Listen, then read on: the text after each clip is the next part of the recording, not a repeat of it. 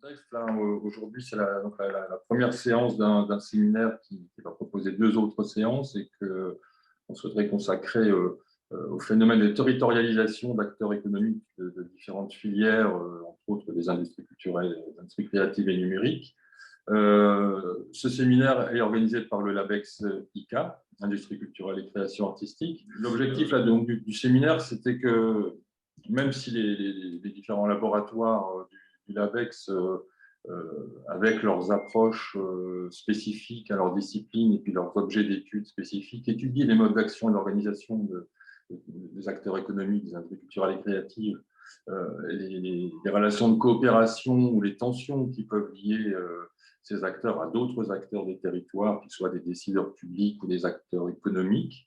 Là, on proposait sur ces trois séances de focaliser notre regard, non pas sur ces acteurs, mais sur le territoire en lui-même, qui peut être à la fois vu comme un espace physique sur lequel se configurent ces relations entre acteurs, mais aussi comme un objet socio-économique, culturel, patrimonial, artistique, à partir duquel ces acteurs vont aussi définir des stratégies qui sont souvent des stratégies plutôt hétérogènes, et comme leur spécificité, leur rapport au territoire convergent, divergent, voire parfois sont contradictoires. Il nous semble intéressant de comprendre, s'attacher un petit peu mieux à comprendre comment ces acteurs entretiennent entre eux des rapports de force, des rapports de coopération ou de conflit, des rapports qui sont aussi dynamiques dans le temps, qui évoluent au fil du temps, et puis des enjeux que représente le contrôle du territoire. Donc, vraiment, très rapidement, l'idée de ce séminaire, c'est vraiment de comprendre quelles instances, quelles modalités de gestion des conflits peuvent être mises en œuvre afin d'intégrer ces hétérogénéités, je vais pas aller rapidement, dans les décisions publiques qui peuvent contribuer à configurer l'activité socio-économique sur ces territoires. Alors, avant de présenter plus précisément Philippe Subra, qui va donc intervenir aujourd'hui, je suis très content de son intervention sur cette première séance pour, bien plus précisément que je viens de le faire, montrer comment le territoire et les rapports de force entre acteurs pour le dominer peuvent constituer l'objet d'une géopolitique locale qu'il a développée. Je propose peut-être, Bertrand, de vous laisser la parole quelques minutes pour présenter rapidement le LABEX. Je pense que vous pouvez prendre la parole sans... C'est bon. D'accord. Merci, Merci. merci Bruno. Bonjour à tous. Bonjour Monsieur Subra. Alors, quelques mots rapidement, effectivement, sur le LABEX. C'est donc un laboratoire d'excellence qui a été créé dans la première vague de ces dispositifs en 2011, avec pour objet principal de mener des études sur les industries culturelles, créatives et sur la création artistique. Et ce laboratoire est donc porté par le LAPSIC de l'Université Paris, enfin, maintenant Sorbonne Paris-Nord, et il fédère plusieurs laboratoires, hein, d'abord de Sorbonne Paris-Nord, comme le CEPN que représente ici François Moreau, qui vient de nous rejoindre et qui co-dirige le conseil scientifique du LABEX. Un laboratoire de collègues juristes qui travaillent sur la propriété littéraire et artistique, d'autres laboratoires, toujours de Sorbonne Paris-Nord, de collègues qui travaillent sur les sciences du jeu, le laboratoire Experis, et puis nos principaux partenaires extérieurs sont la Sorbonne Nouvelle avec l'IRCAV, l'Institut de recherche sur le cinéma et l'audiovisuel, qui, comme son nom l'indique, travaille principalement sur les industries cinématographiques, et un autre laboratoire qui est à cheval sur la Sorbonne Nouvelle et sur ce qui est maintenant l'Université de Paris, l'IRCAV, qui regroupe des sociologues, très gros laboratoire de sociologie, duquel un tout petit nombre de collègues sont associés au LABEX. Alors, on a également parmi nos partenaires l'École nationale des arts décoratifs et puis la Maison des sciences de l'homme Paris-Nord. J'ai l'impression d'oublier un autre laboratoire de la Sorbonne Nouvelle qui travaille davantage sur les médias. Alors voilà, je suis allé un petit peu vite dans cette présentation-là. L'objet du séminaire, c'est beaucoup plus de vous entendre. Mais c'est vrai, effectivement important, merci Bruno, que vous sachiez dans quel cadre vous intervenez. J'ajoute juste un mot pour dire qu'on essaie de mener depuis quasiment le début de nos activités une politique de soutien active aux jeunes chercheurs, doctorants et post-doctorants. C'est dans ce cadre-là que Bruno Lefebvre travaille en ce moment. Voilà. D'accord. Merci beaucoup, Bertrand. Alors, comme j'ai commencé de l'évoquer rapidement, donc, nous accueillons aujourd'hui Philippe Subra, qui est géographe, qui est directeur de l'Institut français de géopolitique.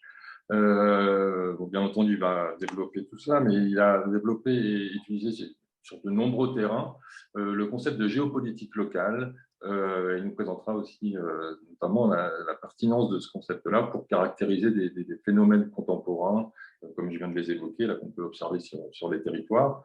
J'en profite pour faire de la pub pour son bouquin qui date de 2016, Géopolitique locale, un bouquin passionnant. Des travaux qui, il reviendra peut-être dessus, mais s'inscrivent, je pense, dans la continuité ou la poursuite de travaux qui avaient été engagés par Géographie Yves Lacoste dès les années 70, et qui notamment soulevaient là où les dimensions politiques qui pouvaient être associées au territoire. Alors, après nous avoir précisé ce que le localisme pouvait faire à la géopolitique, que nous connaissons habituellement pour analyser des relations internationales, et en quoi un regard centré sur le contrôle du territoire permet aussi de comprendre la complexité des relations et des rapports de force entre acteurs. Philippe Gibra va s'attacher à analyser la géopolitique de deux projets locaux d'aménagement qui relèvent en partie et de manière singulière des industries culturelles et créatives. Il s'agit d'Europa City, sur le triangle de Gonesse, et puis dans un cadre relativement distinctement différent, puisqu'il s'agit de la mobilisation d'acteurs d'un réseau culturel associé au Festival des Vieilles Charrues dans le Finistère pour le maintien d'une maternité sur leur territoire. Je n'en dis pas plus. Philippe Subra, je vous laisse la parole pour une petite trentaine de minutes, et puis après, ça nous permettra d'engager des échanges sur votre intervention. Merci. Les universitaires, je suis un peu bavard, mais je vais essayer de me tenir au temps. Donc, comme l'expliquait Bruno, je suis géographe. En fait, je ne suis pas tout à fait géographe au début, je suis Sciences Po.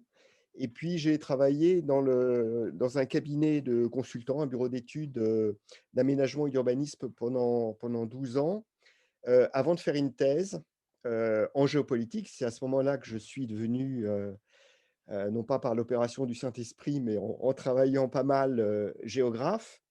Et alors, effectivement, je m'inscris dans un courant de la géographie qui a été longtemps en conflit avec les autres géographes, qui est celui de la géopolitique.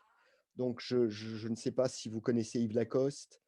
Donc, c'est quelqu'un qui, dans les années 70, a créé une revue de géographie puis de géopolitique qui s'appelle Hérodote, dont je fais partie du comité de rédaction, et qui a comment dire, abordé les questions du territoire sous un angle politique, sous l'angle des rivalités de pouvoir pour le contrôle de ce territoire. Et ma spécificité dans ce courant lui-même spécifique, c'est de m'intéresser au local, c'est-à-dire à des enjeux, à des conflits, à des questions qui ne relèvent pas des relations entre États, ou de conflits extrêmement violents, mais qui relèvent de la gouvernance territoriale et qui relèvent de conflits autour de projets d'aménagement. Donc typiquement, ces dernières années, j'ai pas mal travaillé sur les ZAD, sur Notre-Dame-des-Landes, mais j'ai travaillé aussi sur la réforme territoriale. Donc en abordant ces questions, non pas d'un point de vue classiquement géographique, ni d'un point de vue juridique, par exemple, ce qui pourrait être le cas, ou d'un point de vue sociologique, mais d'un point de vue géopolitique. Alors, je vais vous expliquer un petit peu ce que c'est. Bon, vous voyez, j'ai profité de toutes ces années pour écrire un certain nombre de bouquins, soit collectifs, soit individuels. Alors, chaque fois que je parle de géopolitique de l'aménagement ou de géopolitique locale, évidemment, je dis quelque chose qui ne va pas de soi. C'est-à-dire, je rapproche deux termes, deux réalités qui, a priori, n'ont pas grand-chose à voir l'une avec l'autre, qui sont même presque aux antipodes l'une de l'autre. C'est-à-dire, le mot géopolitique, pour vous comme pour pratiquement tout le monde, évoque des conflits qui sont internationaux ou quelquefois internes, ou à la fois internes et internationaux, comme par exemple la guerre en Syrie, extrêmement violents, avec au centre la question de l'État. Qui contrôle l'État, ou bien la création d'un nouvel État, Kurdistan, ou bien les frontières de l'État, Inde-Pakistan par exemple.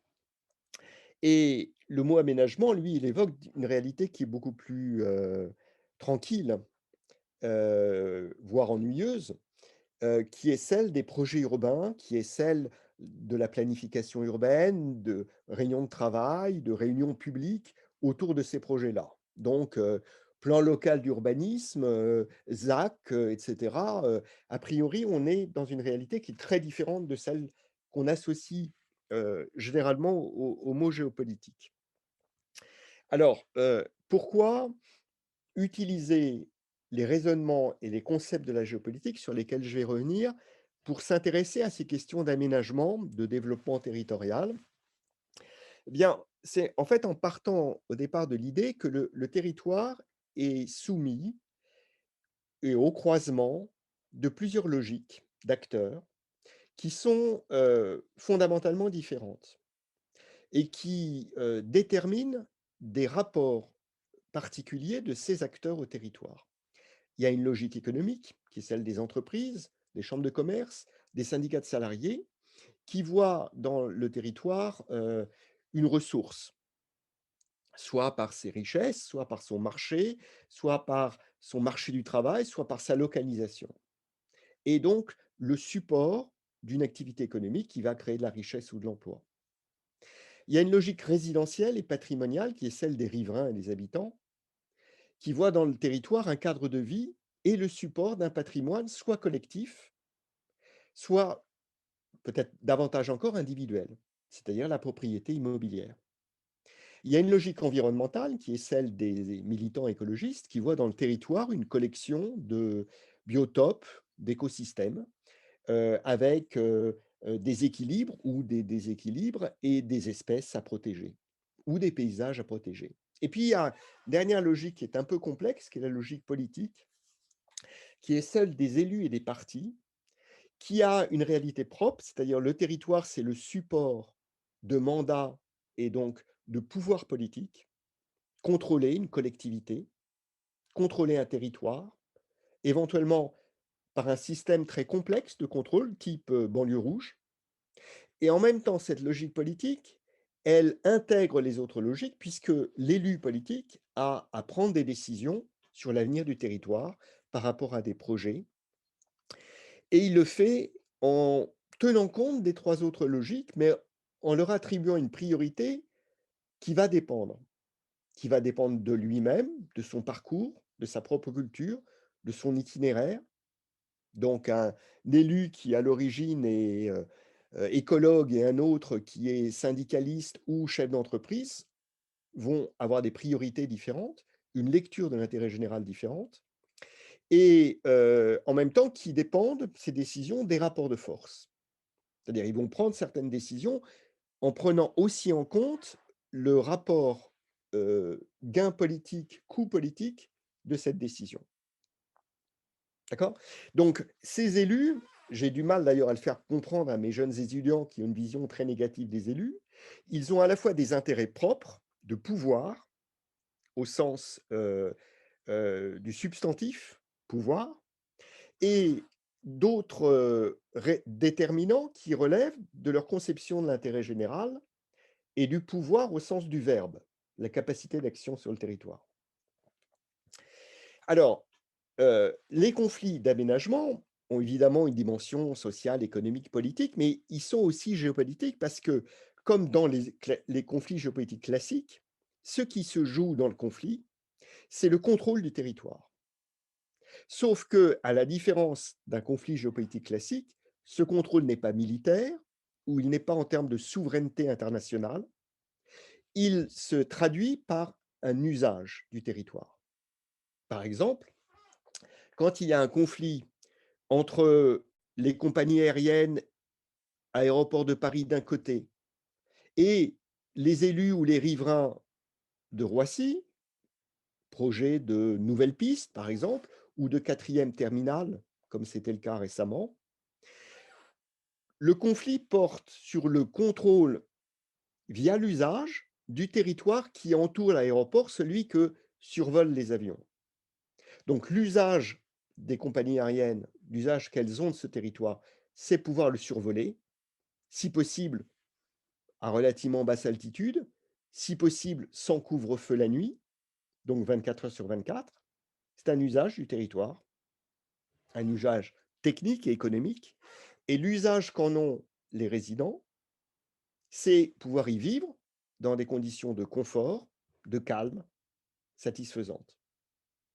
Et comme ces deux usages et ces deux rapports et ces deux logiques d'acteurs, ces deux rapports au territoire, ces deux logiques d'acteurs, sont en grande partie contradictoires, eh bien de cette contradiction naît un conflit. Donc, en fait, dans chacun des conflits d'aménagement, on pourrait prendre l'exemple de Notre-Dame-des-Landes, par exemple, est posée une même question, toujours la même: à quoi, donc à qui le territoire doit-il servir? Est-ce qu'il doit servir aux compagnies aériennes ou aux riverains? Est-ce qu'il doit, dans d'autres cas, en Amérique latine, servir aux multinationales minières, aux ouvriers, futurs ouvriers, emplois à l'État via des royalties, ou bien aux communautés paysannes et indigènes dont la mine va menacer les ressources en eau et donc l'activité agricole et la possibilité de survie sur le territoire? Alors, évidemment, selon les types de projets, cette contradiction se décline de façon différente quand, je ne sais pas, il y a dans une commune résidentielle de la banlieue parisienne un conflit autour d'un projet de logement HLM que refusent les riverains. Eh bien, c'est effectivement la les caractéristiques sociologiques, l'entre-soi sociologique qui est menacé et que défendent une partie de la population et des élus contre un organisme HLM, contre le préfet, et cetera. Donc, l'idée, c'est que, c'est cette approche, donc, cette démarche, ces concepts qui ne sont pas propres à la géopolitique, mais qui sont appliqués à la compréhension de ce qui se passe sur le territoire, c'est ça que fait la géopolitique, apportent une vraie plus-value dans la compréhension d'un certain nombre de situations. Compréhension des logiques et des stratégies des acteurs. Donc on va essayer de comprendre ce que cherche l'acteur, quels sont ses objectifs, ses intérêts, ses objectifs et les outils, conduite, actions, qu'il va mettre en œuvre pour atteindre ses objectifs. On va essayer de comprendre, et c'est un point très important dans la géopolitique telle que l'a conçue, Yves Lacoste, quelles sont leurs représentations. Et donc les représentations, c'est pas simplement le les éléments de communication, c'est pas simplement le discours, c'est la façon dont l'acteur se représente le territoire, ce qu'il doit être, ce qu'il est. Et évidemment, ça sera aussi des éléments de discours. Et donc, il y a dans ces représentations, des représentations qui ne sont pas conscientes, qui ne sont pas construites par l'acteur, par exemple avec l'aide d'une agence de communication, mais qui sont héritées et inconscientes. Exemple, moi j'ai fait ma thèse sur la reconversion d'une région industrielle qui s'appelle le Valenciennois. Pour les élus communistes qui étaient dominants dans ce territoire, heu, leur représentation, fondamentale de ce qui était bien sur le territoire était directement, la conséquence de leur héritage culturel. C'est-à-dire pour eux, il n'y avait rien de mieux que l'industrie lourde. Et donc là, c'est une représentation qui a déterminé leur stratégie, et les a amenés à, résister à toute possibilité de reconversion. Alors, on va s'interroger aussi sur la dynamique du conflit, c'est-à-dire comment il évolue. Est-ce qu'il s'intensifie ou au contraire perd en intensité? Est-ce qu'il se radicalise ou au contraire se modère? Est-ce qu'il s'étend géographiquement ou s'étend à de nouveaux acteurs ou au contraire est-ce qu'il se restreint? Et on va avoir une analyse qui va montrer qu'il y a des phases qui se succèdent. Par exemple, une phase d'intensification, de radicalisation, de cristallisation du conflit, suivie d'une phase de plateau, suivie d'une phase d'adoucissement du conflit parce qu'il y a une opération de concertation publique qui est mise en œuvre, puis d'un redémarrage du conflit. Et enfin, on va, et c'est essentiel, et c'est un terme qui est très géopolitique, s'intéresser au rapport de force que les acteurs, dans cette dynamique, sur ce territoire, à travers leurs relations, rivalités, alliances, leur stratégie, arrivent à construire. Et donc, on va essayer de comprendre pourquoi un conflit se termine de telle ou telle façon. Pourquoi les opposants ont gagné ou pourquoi ils ont perdu. Alors, trois grandes logiques conflictuelles. Il y a des conflits qui naissent de menaces sur des équipements existants, des aménagements existants, par exemple des services publics ou des entreprises, des usines.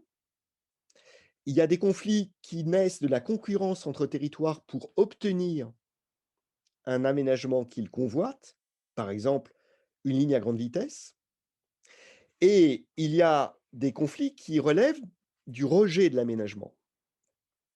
Lutte environnementale, risque industriel, NIMBY, hein, Not in my backyard, donc conflit de riverains, zone à défendre, ségrégation, refus de population, autres.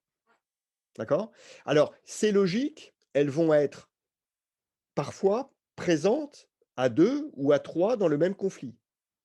Donc, on va avoir un projet aéroport du Grand Ouest qui est soutenu, donc convoité, aménagement convoité, par les acteurs économiques locaux, par la métropole de Nantes, par les 2 régions de Bretagne et Pays de la Loire, par le conseil départemental, au nom du développement économique, et qui en même temps relève d'une autre logique parce qu'il est rejeté par d'autres acteurs écologistes, riverains, altermondialistes. Et donc on va utiliser cette grille et ces centres d'intérêt pour essayer de démêler, décortiquer le conflit et comprendre ce qui se passe. D'accord? Donc, une autre caractéristique de cette géopolitique locale et plus largement de la géopolitique telle qu'on la pratique à l'Institut français de géopolitique à Paris 8, c'est de travailler sur des situations concrètes, toujours. Donc, on ne bâtit pas des modèles, encore moins des modèles mathématiques, parce que chaque situation est extrêmement différente. Alors, ces conflits, en France, ils sont apparus progressivement. En gros, 3 phases. À partir du début des années 70 et pendant toutes les années 70, il y a 3 grands conflits emblématiques qui installent cette problématique dans le champ social et politique français: le Larzac, Plogoff, Crèze-Malville.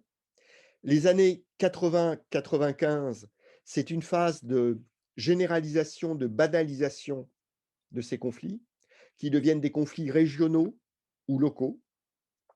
À partir de 95 jusqu'en 2007, intervient, un élément extrêmement important qui est, la mise en place d'un dispositif de débat public et de concertation pour canaliser ces conflits.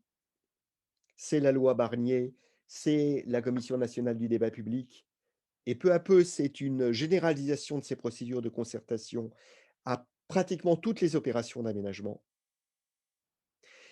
Alors ça ne veut pas dire que les conflits disparaissent, mais ça veut dire que dans les conflits, il y a une phase qui s'appelle la concertation. Et puis à partir de 2008, il y a un phénomène nouveau de radicalisation des conflits à travers les zones à défendre, et de la principale d'entre elles, Notre-Dame-des-Landes. Donc si vous voulez ça, on pourra revenir là-dessus, par la suite.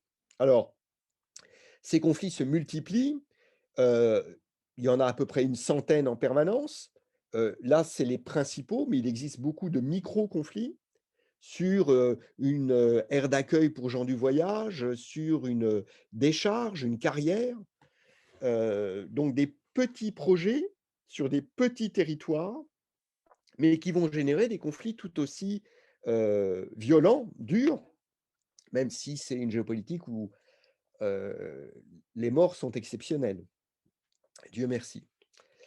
Alors voilà, des thématiques de mobilisation qui sont différentes, peuvent être sur l'espace, sur le patrimoine, le rejet d'un certain modèle de société, le rejet de la gentrification, ou de la mixité sociale, la santé, le risque, l'environnement. Donc, selon les cas, les conflits que l'on analyse relèvent de d'une de ces thématiques ou de plusieurs de ces thématiques, mais rarement de toutes. Alors, évidemment, quand on s'intéresse à ces conflits, comme je l'ai expliqué tout à l'heure, on essaye de comprendre comment ils se déroulent, pourquoi ils se déroulent de cette façon-là. Et ce qui est important à comprendre, c'est que, évidemment, le projet en lui-même est une des dimensions du conflit, mais le même projet dans un autre territoire donnera un conflit beaucoup moins important, voire pas de conflit du tout. Un projet d'éolienne dans le Gard, c'est un conflit assuré. En Champagne, ça passe comme une lettre à la poste. Donc la dimension du territoire, de sa sociologie, de son histoire, de ses tensions, de ses enjeux, est essentielle pour comprendre l'intensité ou même l'apparition du conflit. Le moment joue un rôle évidemment important. Le jeu des acteurs est décisif à travers leurs choix stratégiques, leurs choix tactiques et leurs capacités. Donc, dans certains endroits, on a un conflit de faible intensité qui ne constitue pas une gêne pour le projet d'aménagement, alors que l'impact sur le territoire est fort, simplement parce qu'en face, on a des opposants qui ne sont pas bons, qui ne sont pas nombreux, qui n'ont pas de capacité particulière. Et dans d'autres cas, au contraire, la qualité de ces opposants, leurs compétences, c'est-à-dire par exemple leur capacité à prendre en charge toute la dimension juridique du projet et du conflit, va modifier le rapport de force. Donc c'est tous ces facteurs qui vont permettre de comprendre comment se déroule un conflit et pourquoi il se déroule de cette façon-là. Et comme tous ces facteurs sont différents d'un cas à l'autre, on n'a que des cas d'espèce, nous ne faisons que des études de cas. Nous analysons, nos étudiants, par exemple, quand ils font un mémoire de master, analysent un conflit précis et essaient de le comprendre. Alors après, évidemment, il y a des phénomènes plus globaux qu'on peut analyser et prendre en compte, mais ils ne vont pas permettre à chaque fois de comprendre ce qui se passe concrètement sur un conflit précis. Est-ce que vous voulez que je continue ou bien est-ce qu'on fait un temps de questions? Qu'est-ce que vous préférez, Bruno? Ben, comme vous voulez. Moi, pour l'instant, je propose que vous continuiez, sauf si D'accord. déjà les collègues ont des questions à ce stade, un peu épistémologiques. Non, je continue? Il Oui, me reste combien continuez, de temps à oui. peu près? Merci. Il me reste combien de temps?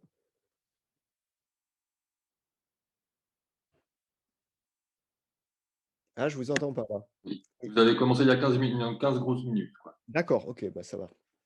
Alors, je vais prendre, si vous voulez, on pourra revenir sur Notre-Dame-des-Landes parce que c'est un conflit intéressant, mais j'ai choisi l'exemple d'Europa City puisque, parmi ceux que j'ai étudiés, c'est celui qui est le plus proche de vos préoccupations. Donc, ce que je vous propose, c'est d'essayer de comprendre pourquoi le projet Europa City a été abandonné. Bon, les grandes lignes du projet, donc,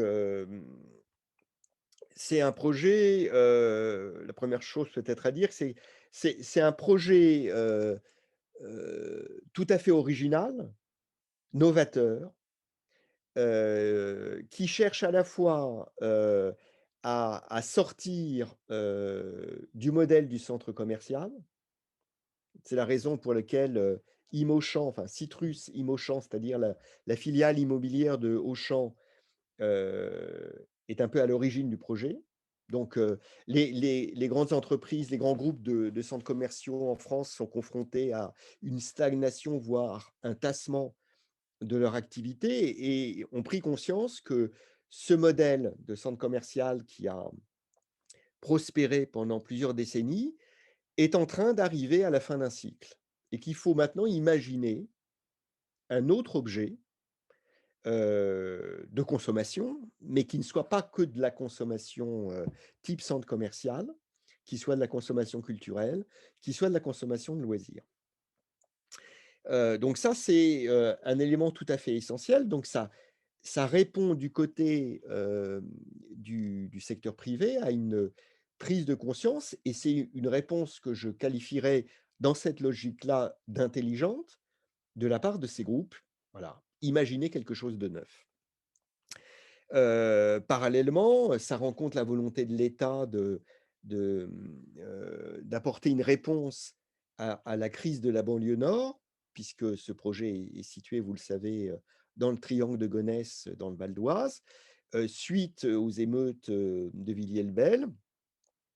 Effectivement, le projet devait créer plus de 11 000 emplois, ce qui est considérable. Pour donner un ordre de grandeur, la création d'une usine automobile aujourd'hui, c'est 3 000 emplois.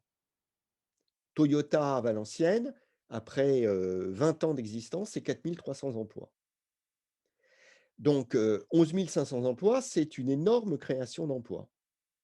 Ça aurait été la plus grosse création d'emplois des dernières années en France, peut-être de la décennie. Et enfin, il y a une autre raison à l'origine de ce projet, qui est le constat que se développe un tourisme de consommation plus qu'un tourisme de découverte de la part des nouvelles classes moyennes et supérieures asiatiques, notamment chinoises, et que même si les grands magasins parisiens réussissent à capter des dépenses importantes, il y a la possibilité de ponctionner encore un peu plus les économies de ces braves touristes en installant à mi-chemin de leur hôtel parisien et de l'aéroport dont ils partiront, un pôle commercial où ils trouveront des magasins de grandes marques où acheter les produits qui les intéressent.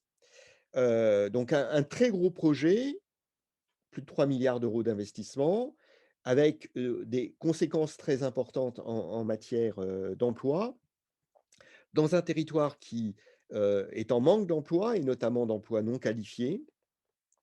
Et puis donc un projet innovant qui associe sur 80 hectares, c'est-à-dire c'est à peu près la surface des parcs de Disneyland, d'Euro Disney, des surfaces commerciales, donc classiques ou boutiques de luxe, des restaurants, des espaces de congrès, des chambres d'hôtel, des espaces culturels, cirque permanent, salle de spectacle, espaces d'expo, etc.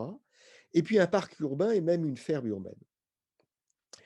Enfin, dernière caractéristique, ce projet, vu sa taille, est entré dans le cadre de la loi Barnier et donc a fait l'objet d'un débat public organisé par la CNDP en 2016. Alors, ce projet est soutenu par une partie des acteurs locaux, notamment côté Val d'Oise, et notamment par les chambres de commerce et par les élus, toutes couleurs politiques confondues, à l'exception des écologistes. Ce projet se vend comme une destination d'abord culture et loisirs, alors même que les surfaces commerciales restent dominantes. Il a mis en avant, pas tout de suite, relativement tardivement, mais quand même pas tout à fait à la fin, son impact territorial et le dialogue avec des entreprises du territoire, des organismes hem, travaillant à l'insertion professionnelle des habitants et les élus locaux. Et puis, il a essayé de mettre en valeur son caractère durable, éco-responsable. Alors, face à ce projet, on a eu assez rapidement une très forte contestation qui associe trois types d'acteurs, des écologistes, des élus de la Seine-Saint-Denis, on va comprendre pourquoi, et puis ce que je vais appeler, pour être rapide, des zadistes. Avec plusieurs thématiques de contestation. Alors, il y a une thématique environnementale. C'est un projet qui, comme toute l'opération du triangle de Gonesse, se traduirait par l'artificialisation de terres agricoles qui sont des terres très productives, même si elles sont probablement relativement polluées à cause du survol des avions et de la pollution atmosphérique automobile autour.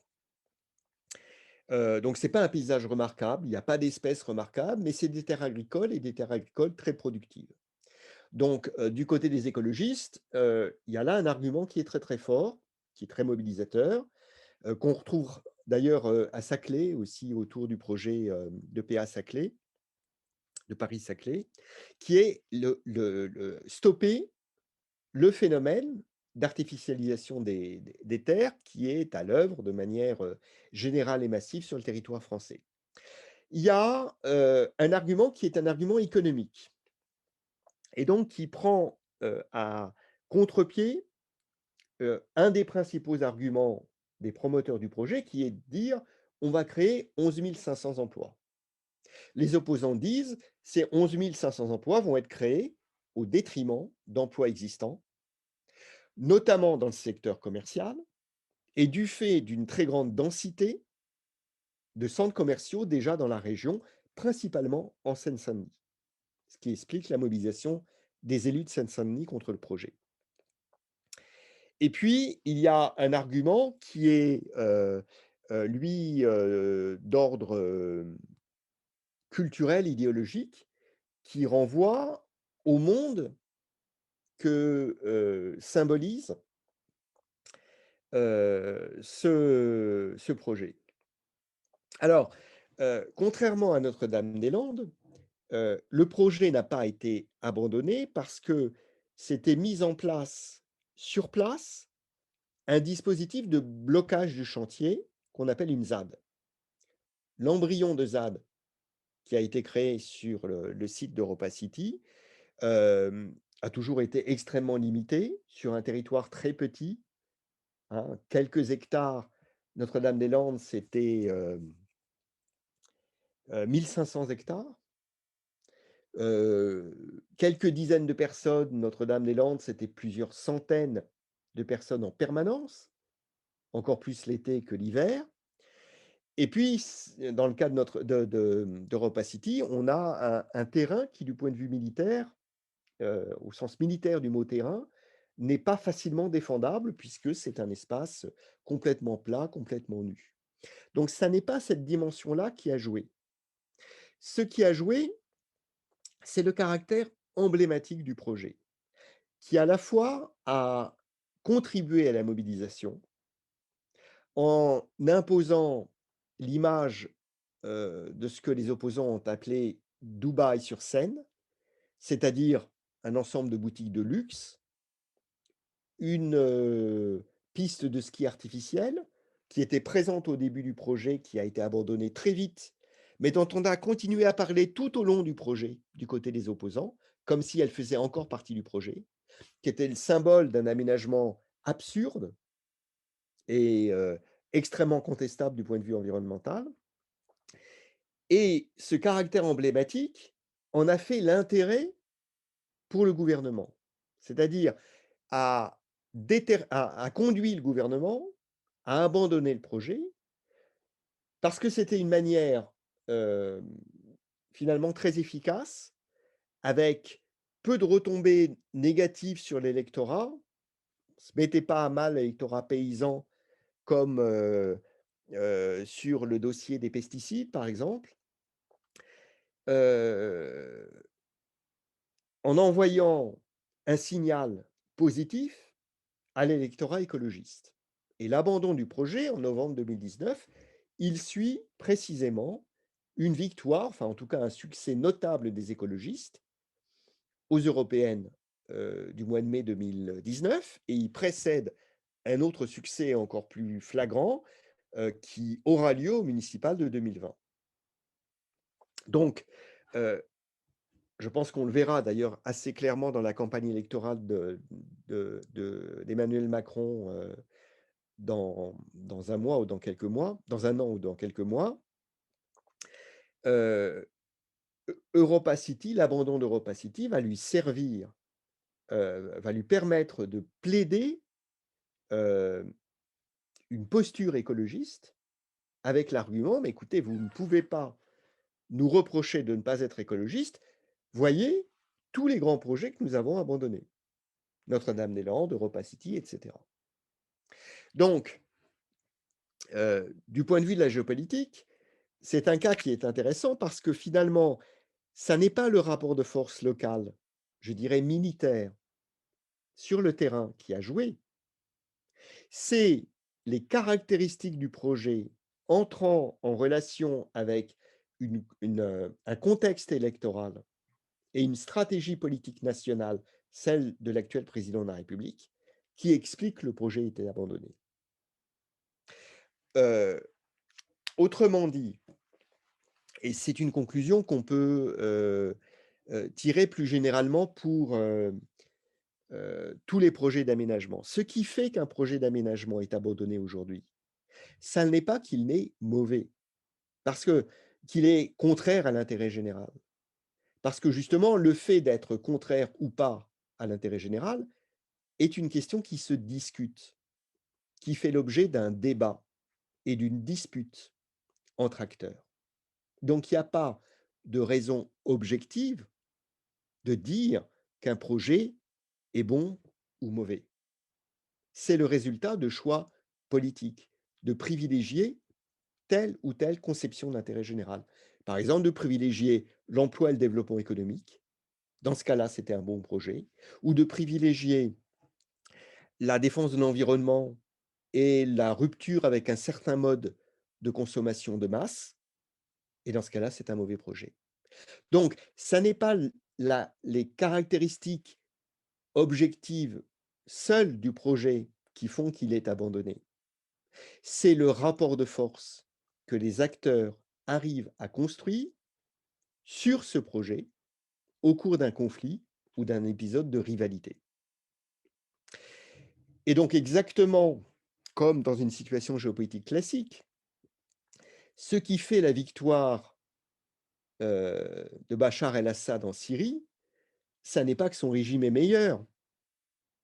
En tout cas, ce n'est pas un point de vue que je défendrais. Mais c'est qu'il a pu créer avec ses alliés russes, turcs et iraniens un rapport de force qui le fait gagner. Et donc, voilà, je retombe sur mes pieds originaux, sur l'intérêt d'utiliser cette démarche géopolitique sur des objets qui, a priori, sont assez différents des objets habituels, parce que finalement, on obtient le même résultat en termes de recherche, c'est-à-dire de comprendre ce qui s'est passé. Alors, je termine avec, bon, ça c'est pas très important, je termine avec un autre exemple qui est complètement différent,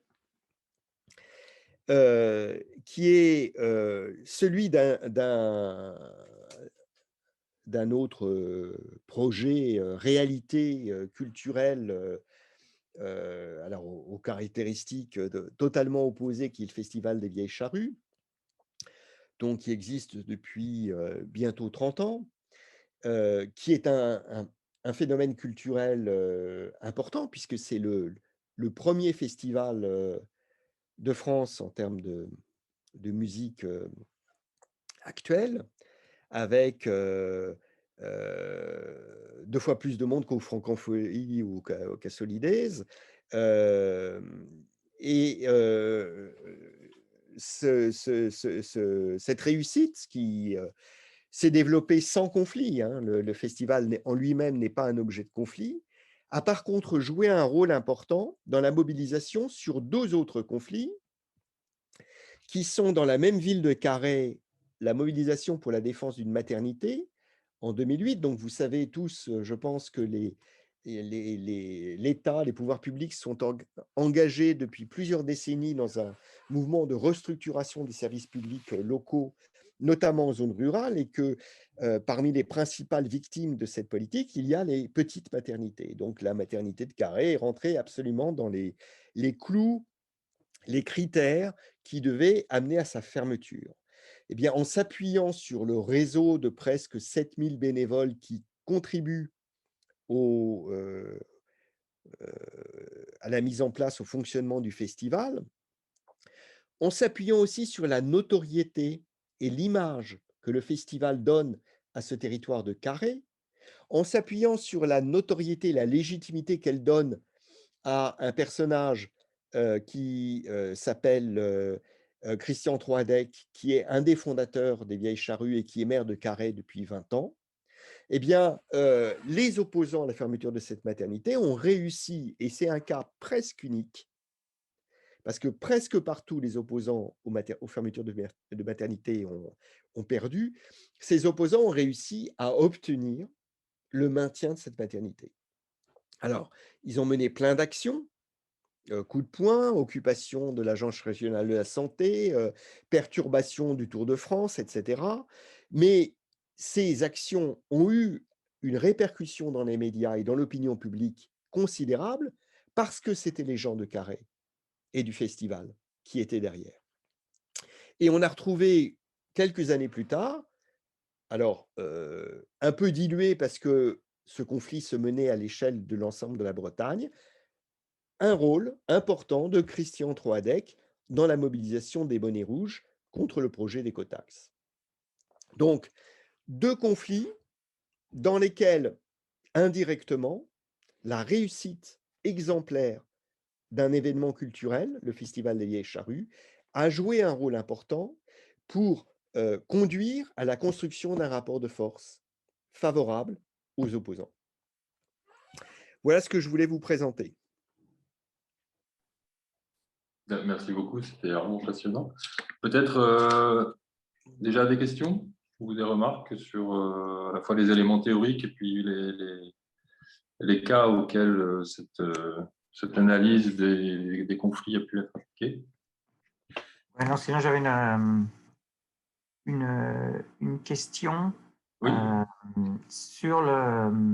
Alors François. je suis assez terre à terre et je ramène tout de suite aux dimensions du LABEX. Mais alors peut-être que c'est une question auquel vous pourrez répondre plus tard après d'autres questions éventuellement. Mais c'est sur la spécificité de la dimension culturelle. Autrement dit, voilà, en quoi voyez-vous des spécificités lorsque on traite d'industrie créative ou culturelle par rapport à des aménagements plus traditionnels entre guillemets. Mais encore une fois, c'est peut-être une question Non, plus large. je peux y répondre tout de suite en fait.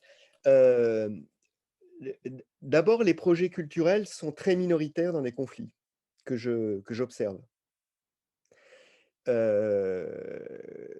Ensuite, le deuxième élément de réponse, c'est que ça renvoie à la question de l'intérêt général.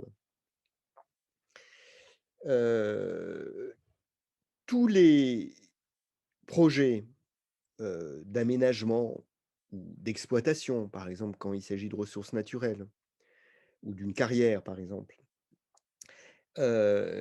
sont jugés par les acteurs du conflit à travers le prisme de l'intérêt général, y compris quand ils défendent des intérêts particuliers. De ce point de vue, contrairement à ce qu'on pourrait penser, des projets culturels ne sont pas préservés de la critique. C'est-à-dire, ils ne sont pas systématiquement vus comme des projets d'intérêt général. Pas plus que des projets sociaux ou de santé. Par exemple, on a des conflits de gens, de riverains qui s'opposent à la présence d'un équipement pour des handicapés mentaux. Du point de vue de l'intérêt général, la création de ce genre d'équipement ne devrait pas faire question, et pourtant il y a des conflits. Alors, pourquoi est-ce que la culture n'est pas préservée? Elle n'est pas préservée d'abord parce que les conceptions de ce qu'est la vraie culture, la bonne culture, varient. Donc, une rave party à proximité d'un village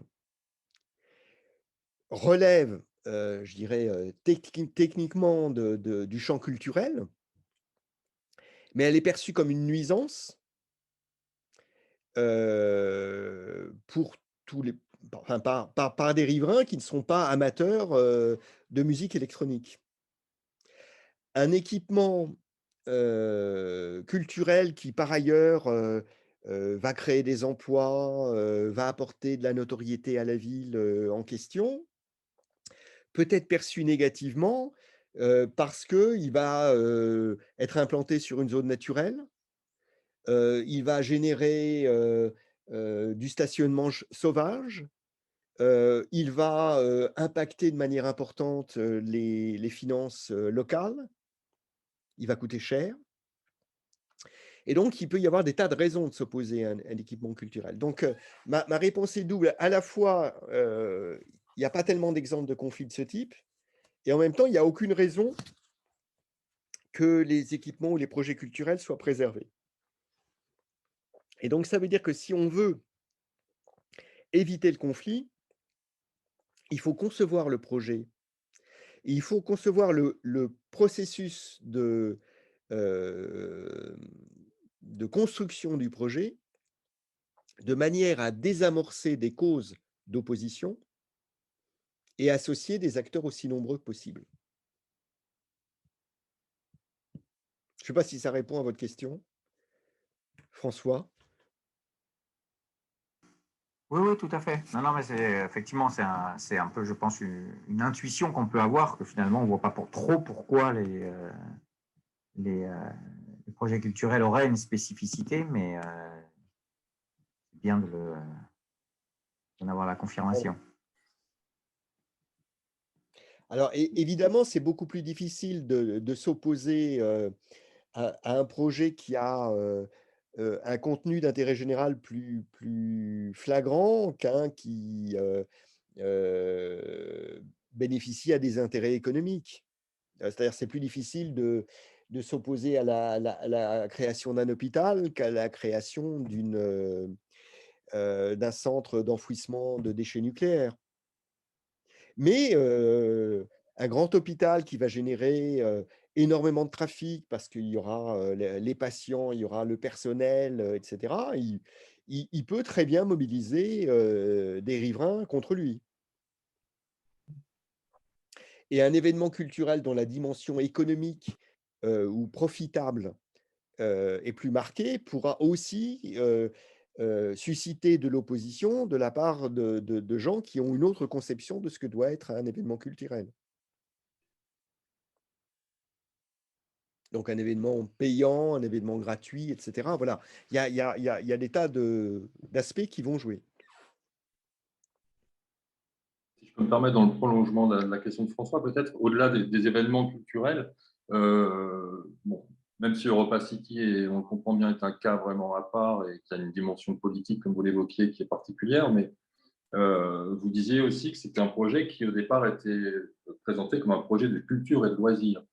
Alors, d'une part, selon vous, pourquoi ce choix? Puisque c'est quand même un acteur Auchan, enfin, groupe Auchan, qui est a priori pas un acteur très important aujourd'hui dans ce domaine-là. Bon. Et comment les instances de concertation, pourquoi n'ont-elles pas permis de maintenir ou de travailler par la concertation, par les échanges aussi avec les acteurs locaux, cette dimension culturelle ou de loisirs, pour finalement ne symboliser qu'un centre commercial d'un nouveau type qui profiterait d'un argument loisir, culture, pour attirer une clientèle et se démarquer de concurrents. Alors, réponse à la première question. Imochan a compris que le modèle de l'hypermarché ou du centre commercial classique type Vélizy 2 ou les Quatre Temps à la Défense était voué au déclin. Et donc, ils en ont conclu que s'ils voulaient maintenir leur activité, il fallait qu'ils le fassent évoluer. Et ils ont choisi de le faire évoluer de cette façon-là. C'est-à-dire en le mixant avec d'autres activités, je dirais commerciales ou pas. Donc des cinémas, ça existait déjà dans les centres commerciaux classiques, mais voilà, une salle de concert, toutes sortes d'équipements culturels, pour en faire une sorte d'objet nouveau, hybride, associant les dimensions commerciales. Donc on dépense, on achète, de loisirs, on dépense pour une activité de loisirs et culturelle, on dépense ou éventuellement pas d'ailleurs pour, pour une prestation culturelle dont on est bénéficiaire. Donc, c'est une démarche que je trouve intelligente, qui est une démarche stratégique de long terme. Et en même temps, c'est une démarche qui, dès le début, est empreinte d'un certain nombre d'erreurs de communication et de conception. Et notamment, le fait d'avoir mis au départ l'accent sur le caractère boutique de luxe, alors que ça n'était qu'une partie de l'offre commerciale. Et surtout, ce qui est apparu comme un symbole, la piste de ski artificiel, n'a pas cessé de se payer tout au long du conflit, y compris après que le projet de piste ait été abandonné. Et donc, dans un conflit de ce type, il y a des effets d'image qui ont des causes objectives, qui sont animés par les acteurs, utilisés, instrumentalisés par les acteurs, et qui peuvent avoir une vie propre, distincte de la réalité du projet. Autrement dit, quand vous discutiez il y a 2 ans avec des opposants du projet, ils continuaient à vous parler de la piste, alors qu'elle n'y était plus. Et donc, assez rapidement, le promoteur a compris ses erreurs quand il a eu des retours des réseaux sociaux, des opposants, etc., sur le projet. Il a corrigé le projet. Il a fait un effort assez important pour l'ancrer dans le territoire. Par exemple, en créant un GIP avec d'autres acteurs économiques, élus et administration type Pôle emploi, pour penser l'accès à ces 11 500 emplois des populations locales. Donc, ils ont fait par bien des aspects un travail exemplaire, sauf qu'ils l'ont fait trop tard. Pas beaucoup trop tard, mais suffisamment trop tard pour que après ça tombe complètement dans le vide et que ça ne soit pas, que ça n'imprime pas la représentation du projet qu'avaient un certain nombre d'opposants. Alors, il y a eu un débat public donc en 2016. Donc un débat public, ça dure 4 mois de réunions publiques avec un organisme qui est la Commission nationale du débat public, qui est neutre et qui organise le débat. Et voilà, dans bien des cas, les débats publics n'aboutissent pas à un consensus sur le projet. Peuvent aboutir à une évolution du projet, mais les opposants ont tout à fait le droit de continuer à rester opposés au projet. De même que ça n'a pas de valeur, ça c'est purement informatique, délibératoire, et ça n'a ça n'implique aucune obligation pour le porteur du projet de le modifier en fonction des débats, voire de l'enquête publique qui peut Oui, suivre. ça, c'est un point très important. Le débat public ne sert pas à décider. On ne vote pas dans les réunions du débat public. Et heureusement d'ailleurs, parce que les participants ne représentent qu'eux-mêmes, ce qui est très bien, mais pas assez. Non, le rôle du débat public, c'est d'éclairer la décision qui reste toujours prise par le même décideur, le maître d'ouvrage, l'éclairer par la mise à plat de tous les arguments de tous les acteurs. Et donc, le rapport que fait le président de la commission particulière du débat public à l'issue de ces 4 mois de réunion consiste à dire, voilà ce qui s'est dit. Tel acteur a dit telle chose. Et contrairement à une enquête publique, dans un débat public, l'organisateur du débat ne prend pas position, contrairement à un commissaire enquêteur. Donc après, voilà, le projet peut être poursuivi totalement inchangé ou modifié, ou quelquefois il est abandonné par le maître d'ouvrage, mais c'est le cas dans une minorité de situations. Oui, Pierre. Ou Philippe, excusez-moi, Vas-y, Pierre. je vois pas les mains. Je crois que Philippe avait levé la Allez, main. Philippe. Voilà, j'y vais rapidement. D'abord, je voudrais vous remercier, M. Subra, pour cette très, très intéressante présentation. Et j'aurais deux points à soulever. Le premier concerne EuropaCity. Voilà, parce que j'ai été de façon tout à fait involontaire et très, très brièvement un petit peu associé à cette histoire, mais je m'étais fait avoir par le DIRCOM du 95 que je connaissais, et il m'avait fait faire un long entretien dans leur journal départemental, où en gros il fallait que je présente le projet de,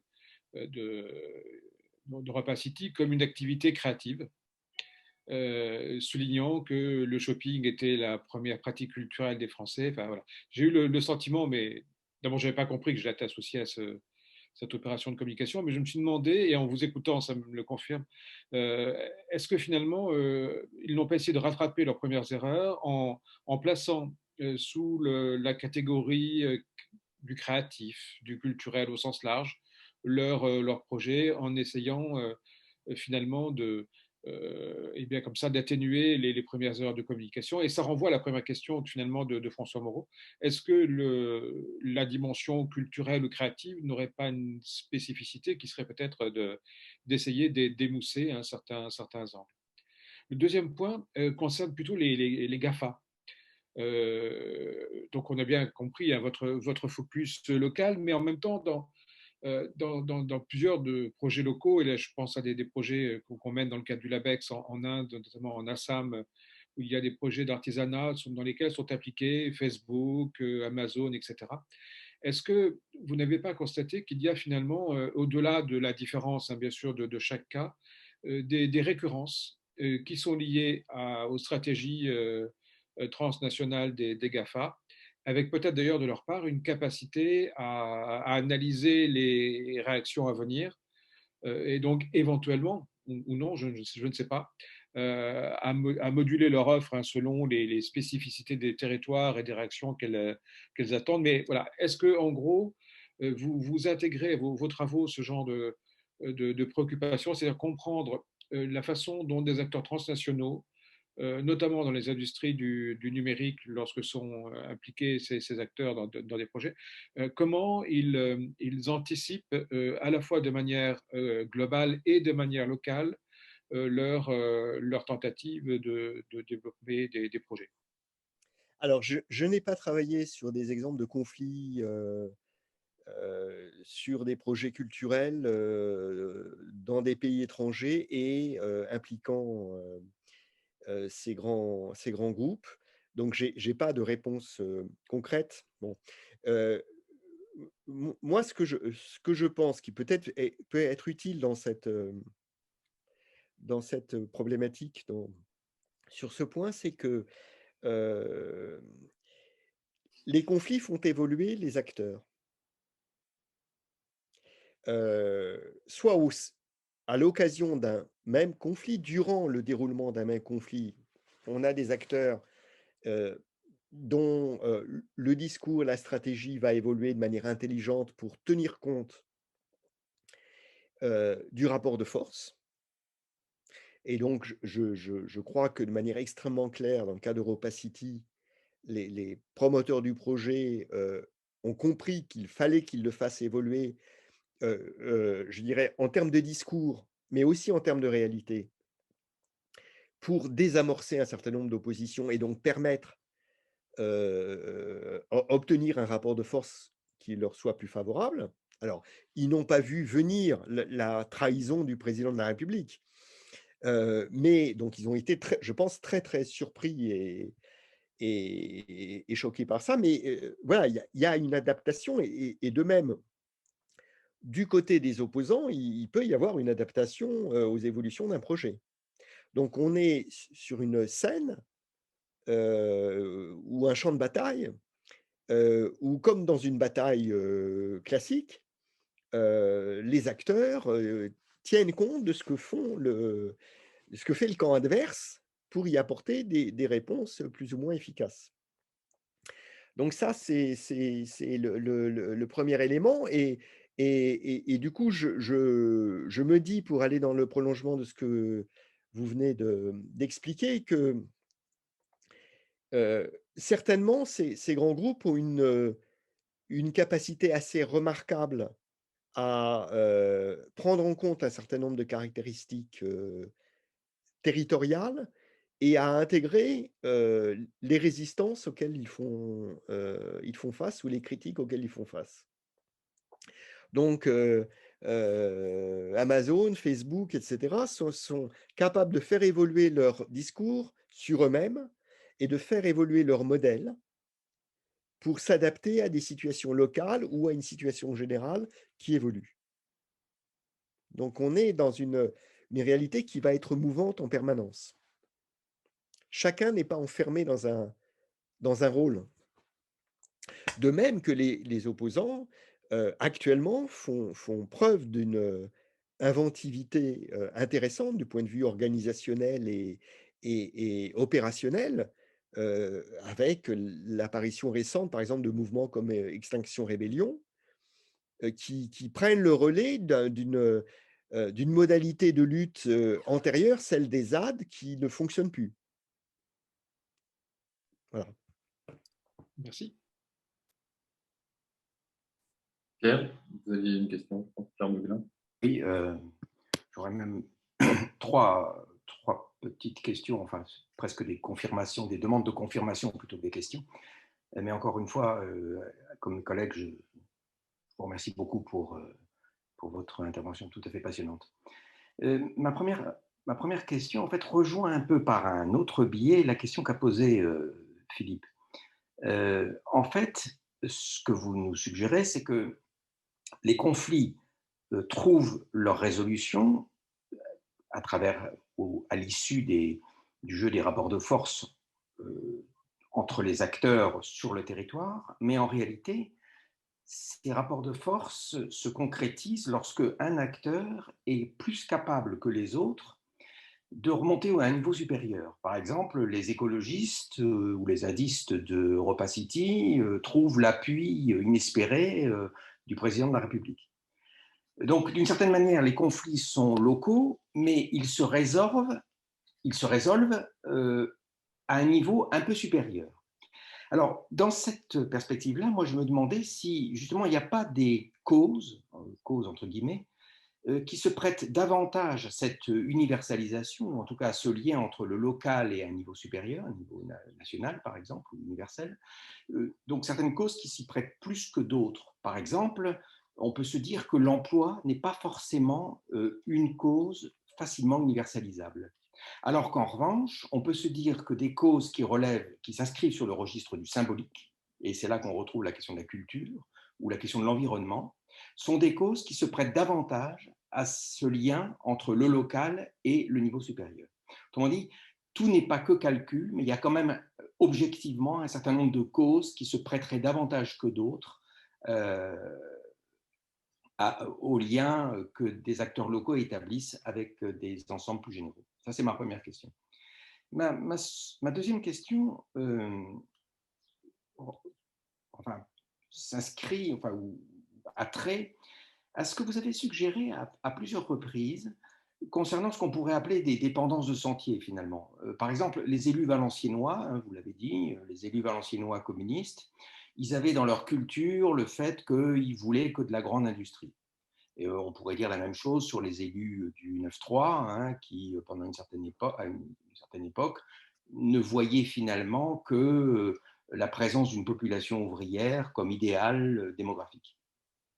Cela dit, moi je me demande si c'est vraiment une sorte de détermination culturelle inconsciente qui joue là. Et quand on regarde le cas aussi bien d'ailleurs des élus communistes du Valencinois que des élus communistes du 9-3, on peut se dire qu'en réalité, ils avaient un vrai calcul et qu'ils avaient raison de faire ce calcul. À partir du moment où, avec le Grand Stade et d'autres éléments du même genre, sont arrivés les bobos, les élus communistes se sont tous fait laminer. Et même Patrick Barouezek.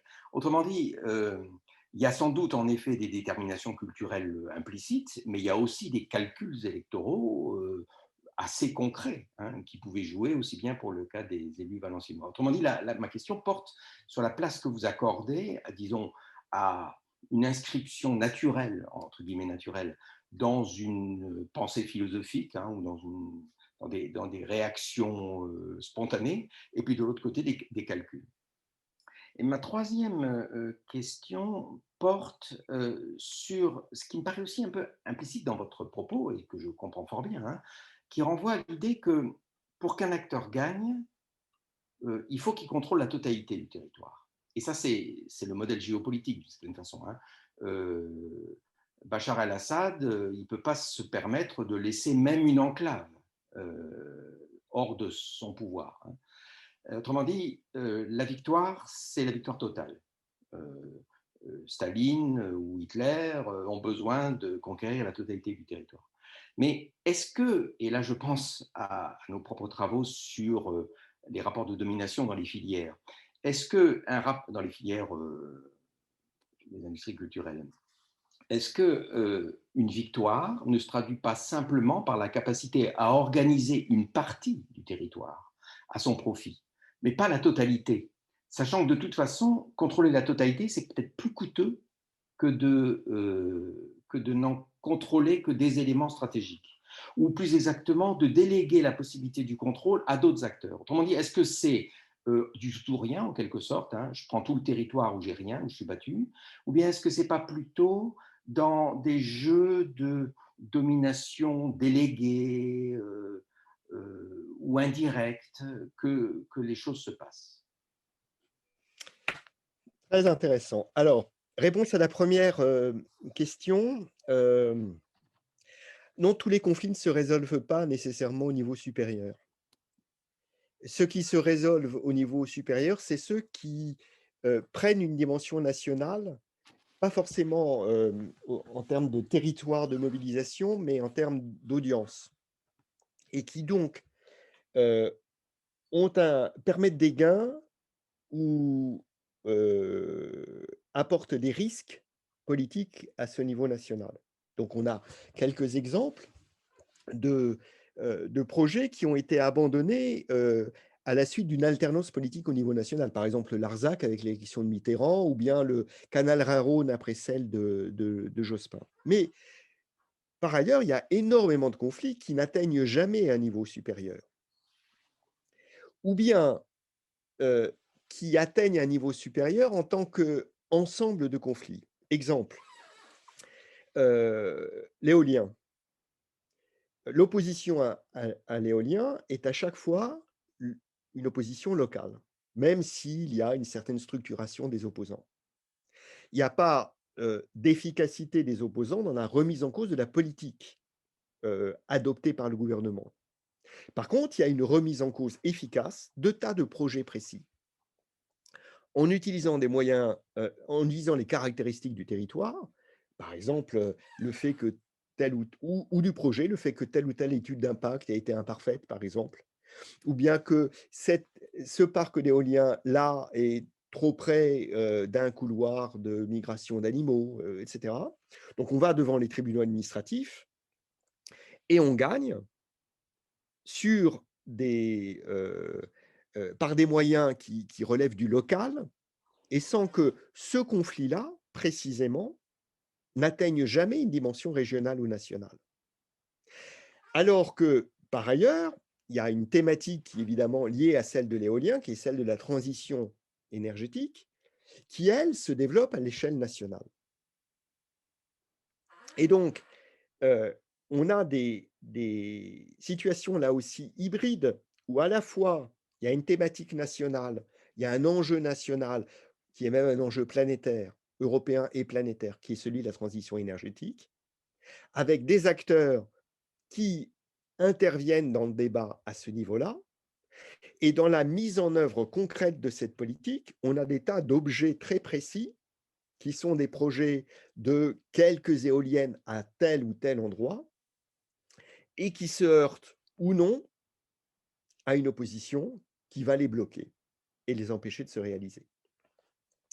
Donc, il y a différents cas de figure, hein. Et donc, EuropaCity, parce qu'on est en région parisienne, parce que c'est un très grand projet, parce qu'il a des caractéristiques qui le rendent emblématique d'une certaine évolution de la société, et donc vont mobiliser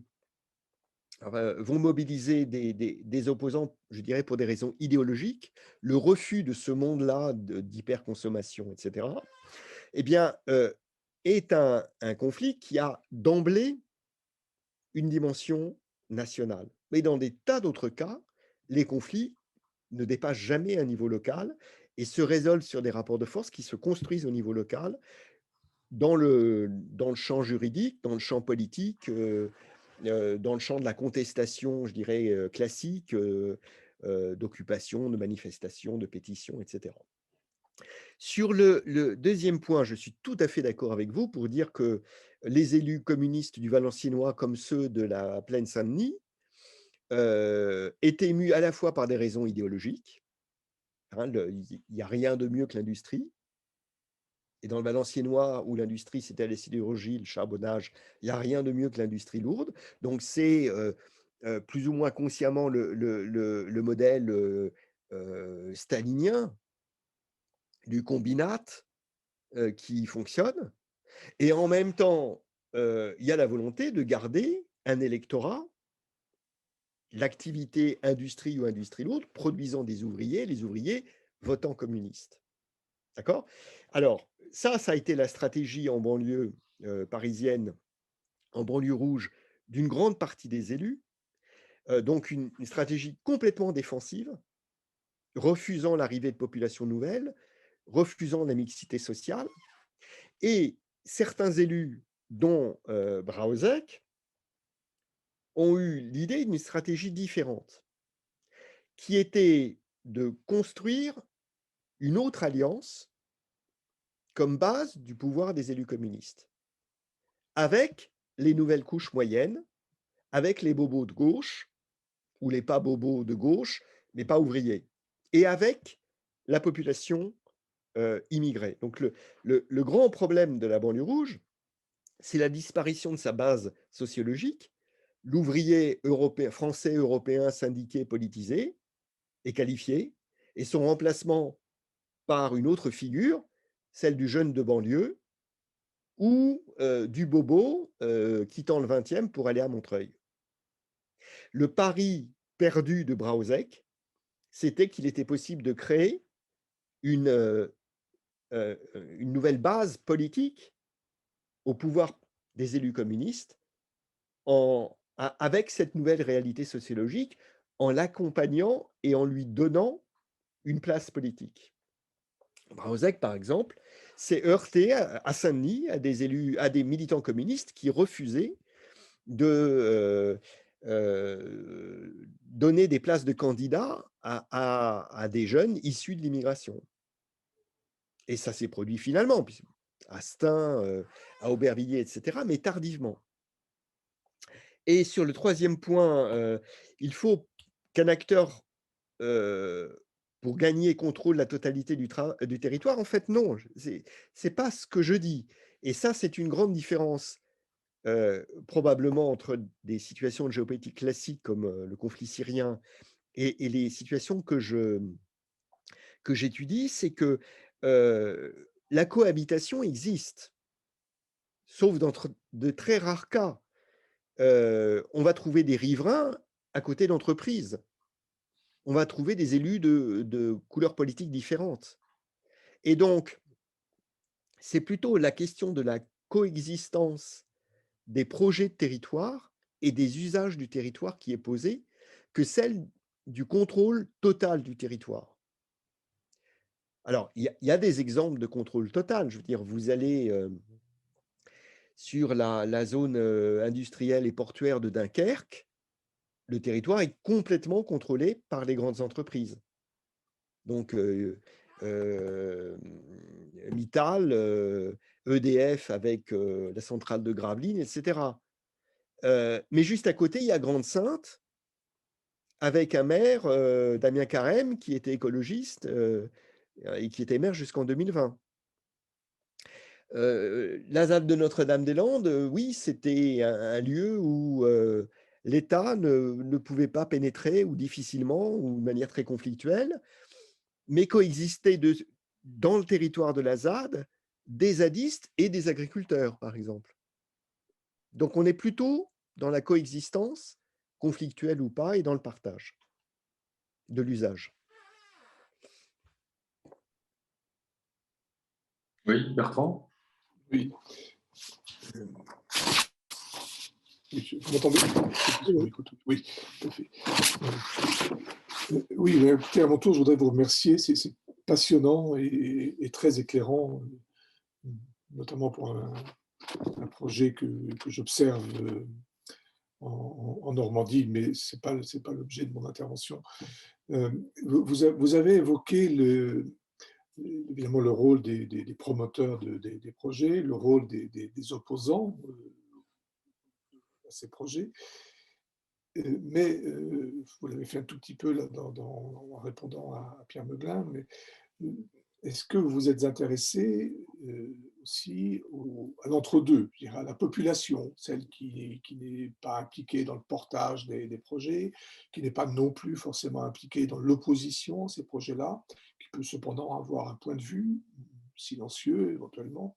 Est-ce qu'il y a, quand on regarde les choses dans la durée, une évolution des comportements, des manières d'être, des manières de finalement se positionner ou pas sur ces projets-là, de ces populations, dont on peut penser que, au fur et à mesure que les années passent, que ces projets-là défilent, elles seraient quand même un peu plus éclairées sur le fait que, par exemple, il ne suffit plus de culturaliser un petit peu l'économie par un petit peu de valorisation du patrimoine, par la création d'un lieu de spectacle ou d'un petit musée, pour faire passer justement des projets qui sont souvent, en tout cas dans certains cas, très fortement contestés.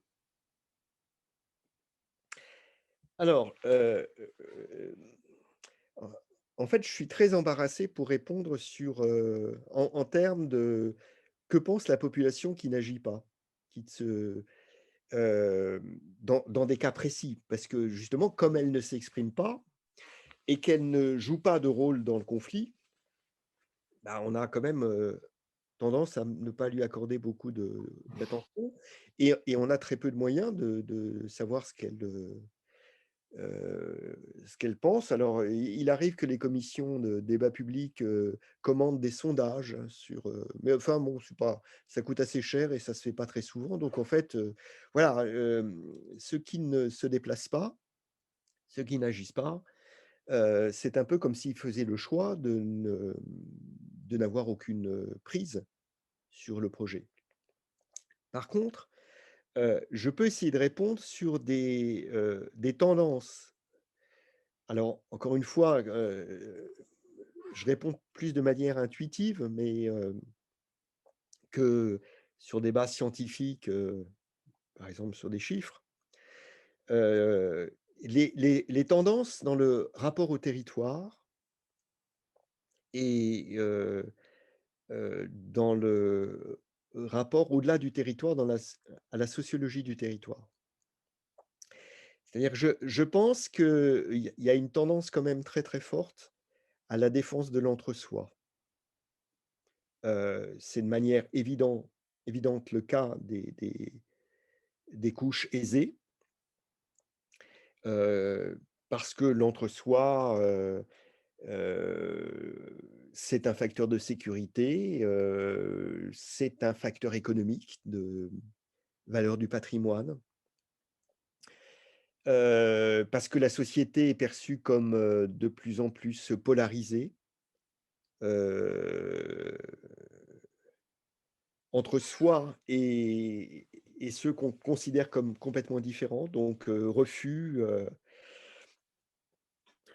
du pauvre, refus de l'étranger, par exemple. Autre tendance qui se combine avec la première, mais pas toujours, euh, la perception du territoire comme étant, du territoire au sens proche du terme, comme étant un élément qui a une très très grande valeur. Donc une forme de repli sur le territoire, alors que assez généralement, on explique par l'insécurité que la mondialisation suscite dans les esprits. Alors je ne sais pas si ça n'est que cela, mais j'ai un peu l'impression que si on regarde le temps long, après une période voilà, jusqu'au milieu du 19e siècle, où l'horizon était forcément extrêmement local, parce qu'on ne pouvait pas se déplacer, on ne migrait pas, etc. Puis l'exode rural, le départ de populations dans certaines zones massivement vers les villes ou d'autres régions pour trouver du travail, qui est une période de brassage. On a toujours du brassage, on a toujours des mobilités qui sont extrêmement importantes, mais le grand large a perdu de son attraction, en tout cas pour une partie de la population, qui perçoit ça comme plutôt un risque qu'une opportunité. Et donc, la défense du territoire, de ses aménités, de son paysage, une dimension assez conservatoire ou conservatrice, se donne à voir assez fortement. C'est quand même très, très frappant. Je reprends l'exemple des éoliennes. Euh, L'impact négatif des éoliennes sur le paysage est perçu comme très fort, alors qu'il pourrait ne pas être perçu comme aussi fort, parce qu'après tout, il y a des objets plus laids et plus impactants qu'une éolienne. Le fait que les éoliennes, finalement, remplacent d'autres objets qui sont les centrales thermiques ou peut-être un jour nucléaires, qui sont des sources de dangers majeurs et qui, pour le coup, ont un impact paysager énorme, massif, mais ailleurs, ne joue pas. C'est ailleurs, donc ça ne me concerne pas. Hein. Ce point de vue, l'approche qu'on accole au NIMBY, c'est-à-dire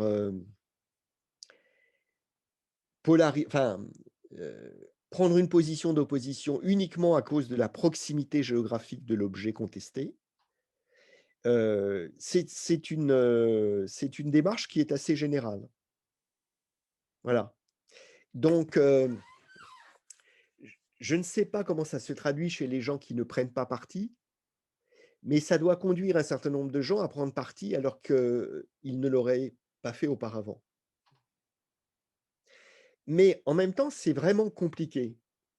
C'est-à-dire que je pense que chez les mêmes individus, on va retrouver des motivations qui sont purement égoïstes et des motivations qui sont globales.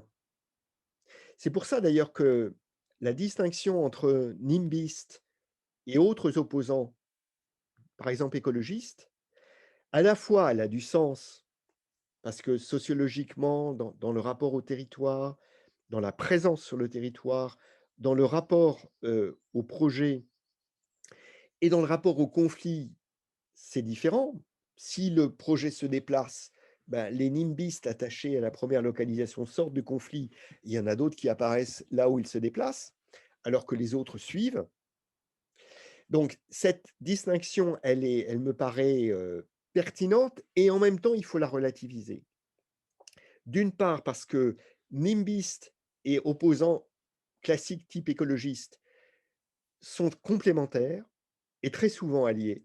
Et c'est leur alliance qui donne de la force au mouvement d'opposition. Et d'autre part, parce que très souvent, des acteurs entrent, des opposants entrent dans l'opposition par le biais du NIMBY et élargissent, pour des raisons à la fois sincères et tactiques, leur opposition à des arguments plus larges.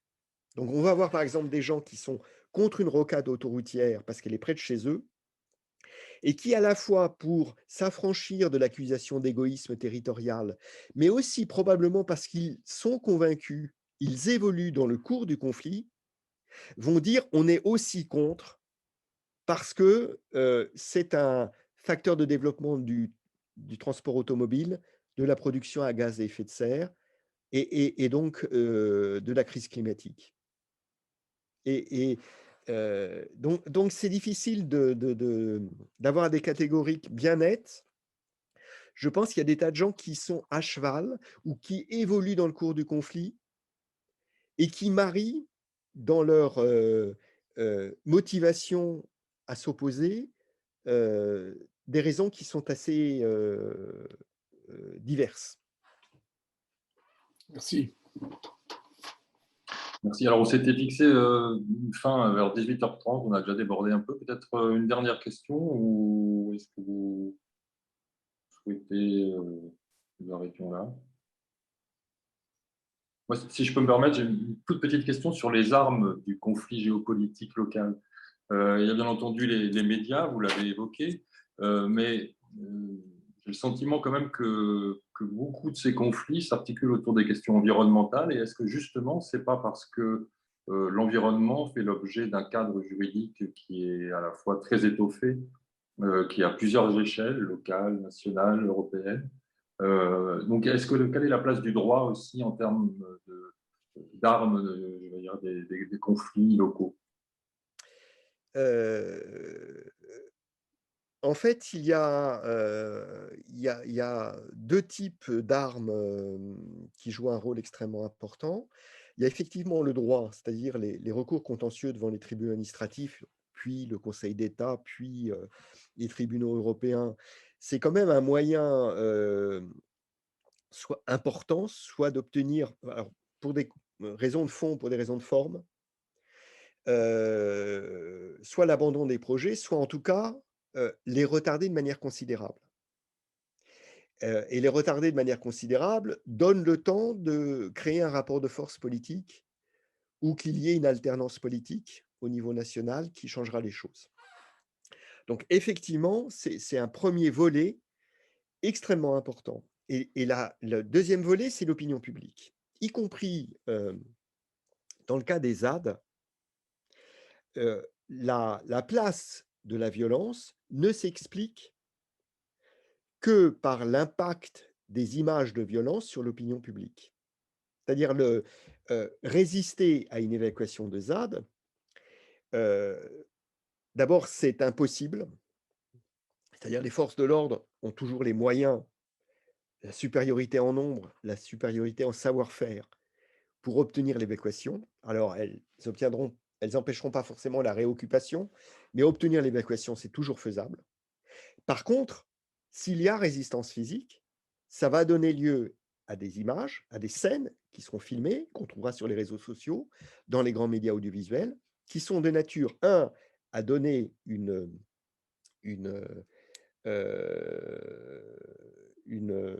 comment dire, Mauvaise image.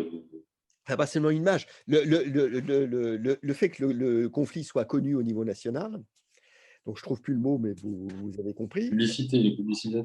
Oui, une notoriété, voilà. Ça donne une notoriété au conflit, ça donne une notoriété à la cause des opposants, et ça conduit une partie de l'opinion publique à prendre parti pour les opposants. Donc, ça modifie le rapport de force. Donc, dans le cas, par exemple, de Notre-Dame-des-Landes, la victoire des opposants est tout à fait comparable à ce qu'on avait dans les guerres coloniales, avec un conflit asymétrique qui, davantage que sur le plan militaire, a été gagné dans le pays colonial par la lassitude de l'opinion publique. Et là, c'est la même chose. Quand les opposants arrivent à installer dans une part importante de l'opinion publique l'idée que le projet est mauvais et que l'État est violent, utilise une violence disproportionnée contre de gentils opposants, eh bien, ils gagnent la bataille. Hein, au point que quelqu'un comme Macron, qui idéologiquement n'est absolument pas opposé à l'idée d'un aéroport permettant de dynamiser une métropole, celle de Nantes, dans l'insertion, dans la mondialisation, enfin, je veux dire, c'était un projet qui lui allait comme un gant, sauf qu'il avait un coût politique à un moment donné trop élevé, donc on l'abandonne. Et il a un coût élevé politique parce que ces 10 années de lutte des ZAD ont installé l'idée dans une partie de l'opinion publique que le conflit ne cessera jamais, sauf s'il y a abandon du projet. Et donc cet abandon est accepté de manière assez favorable par l'opinion publique. Merci beaucoup. Là, je ne sais pas s'il y a d'autres remarques ou questions, mais peut-être qu'on va rester là pour cette séance. Bah, En tout écoutez, cas, je vous remercie. d'avoir échangé avec vous. J'ai trouvé ça très intéressant. C'est super, c'était un plaisir de vous entendre, de pouvoir échanger également.